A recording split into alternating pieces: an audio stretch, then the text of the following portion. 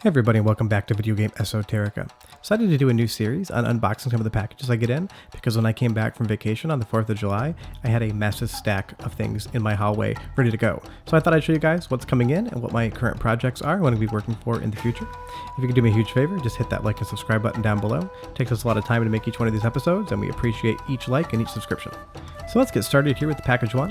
It did come in a little bit dented, but what's in the box is pretty funny, and that dent really isn't going to affect it very much at all.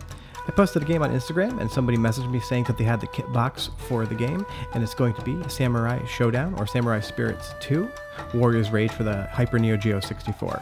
It's going to be Samurai Showdown in the US regions, Samurai Spirits in the Japanese regions, but it is a kit box that I needed, and that person was very nice to give it to me for shipping. It's a little damaged, but otherwise really hard to find those boxes empty.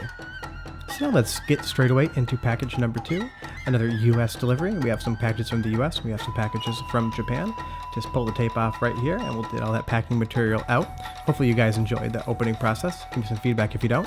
What we have here is a stack of 3 next generation magazines. 2 of the 3 of these have content I needed. One is completely void of anything I'm looking at, but the reason I collect these is they had a lot of 3DO M2 coverage. What we're looking at right now is a preview for D2 for the M2. It's a game that I've been trying to find actual playable files of for about 10 years now. I've almost given up on it actually being real, but it is something fun that I like to collect, scan, and show those to other collectors. So these 2 magazines have content, the one in the middle doesn't. Now we're taking a look at a package I got in airmail via Japan. I do love the Japanese tape. It's so much different than ours. It's a really strange comment, but I just love how their tape works. You can use it over and over again, almost like gaffer's tape, except it's more like masking tape almost. Hard to describe. You probably don't want to hear about tape. What we have right here are 2 Gamist magazines. I've been collecting these for the last couple months. They have a lot of content from 90s arcade game releases. I specifically collect them because I want to get some ads and some other promotional information from the Konami M2 games, but they're a great historical resource of what arcade games are coming out and all the previews. Right here you have an ad for Heat of 11 for the Konami M2, known as the World Soccer Championship in Japan. And this magazine right here has some artwork and tutorials for Polystars. You get a lot of models that you've never seen photos of before, as well as these fun illustrations. It's just kind of great ephemera to look at when you really like a game. It's just something to be able to take a look at. I've never seen these before, so it's definitely something I wanted to pick up. These level diagrams. Don't know who they came from, who drew them, but they're all sorts of fun. Now we're taking a look at the 4th box, and this came in badly damaged. Luckily, I haven't tested what's inside of it yet, but it does seem to be that it wasn't damaged in transit.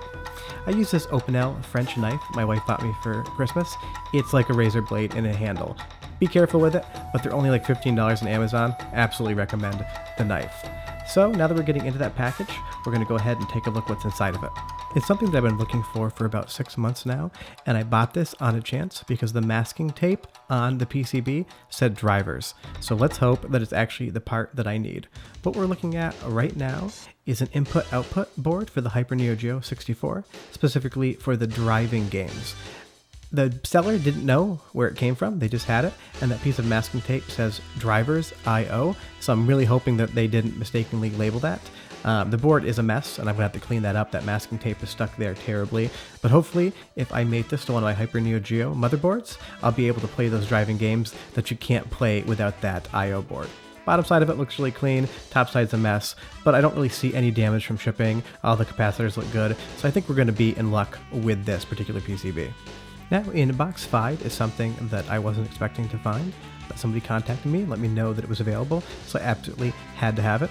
It is a beta of one of my favorite games of all time, or at least I hope it's a beta. It is 3DO CD Services. It is Killing Time. I do not know what's on the disc.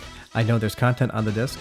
I don't know whether or not it is the retail version and just a test proof before they replicated it, but we will find out in a later video what exactly I ended up with on this one.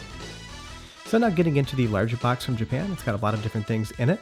I got it from one of my proxy services. They do a great job of packing everything.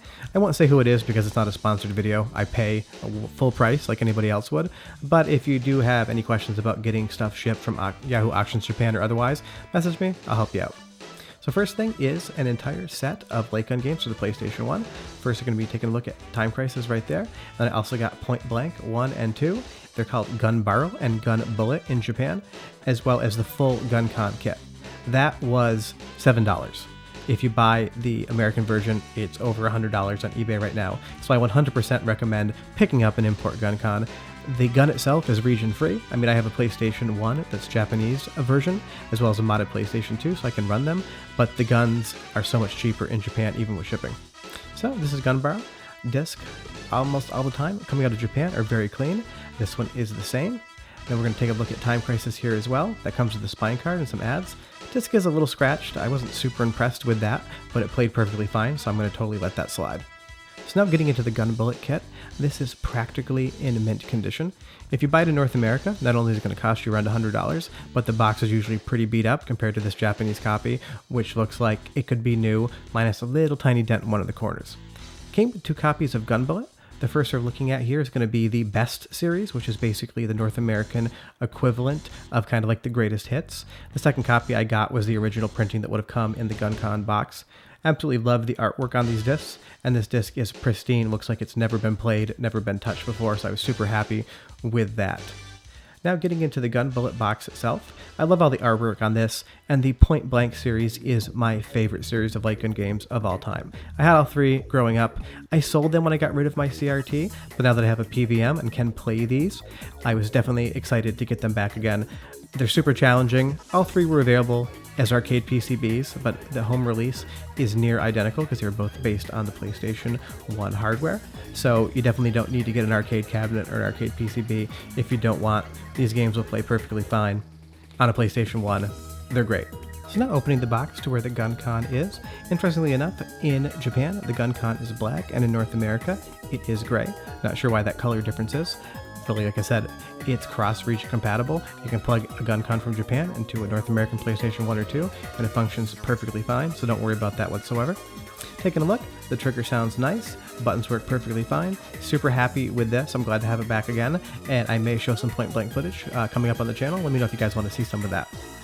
And now for the final bit in that Japanese package, we have the Japanese version of Heat of 1198 called the World Soccer Championship. This is a 3DO Konami M2 game, and there is the ad that goes along with it. That's why I picked that Gamist magazine up. But I'm super happy to have this. I have the European version, but I've been collecting everything M2 that I can possibly get a hold of, and this is my 9th M2 that I have purchased. Tested it, it works great. The real-time clock chip is 100% working. It isn't socketed, so I may have to socket that in the future when it dies, and it will die. But I'm working on trying to strip the RTC check out of the BIOS and the game disk to kind of bypass that security check. It's a real pain, have to do a lot of hex editing and a lot of testing, but I think I'm getting close to it. But short of that, that's everything I got in this delivery haul. Let me know if you guys like this episode. I'll definitely do some more when I get some more stuff in. Otherwise, thanks so much for watching. If you could hit like and subscribe, I really appreciate it. You can follow us at Instagram at Chicago Game Collector. Otherwise, we'll be back next Tuesday with another episode of the Mainline series. But thanks so much. Have a great weekend, and we'll see you next time. Bye-bye.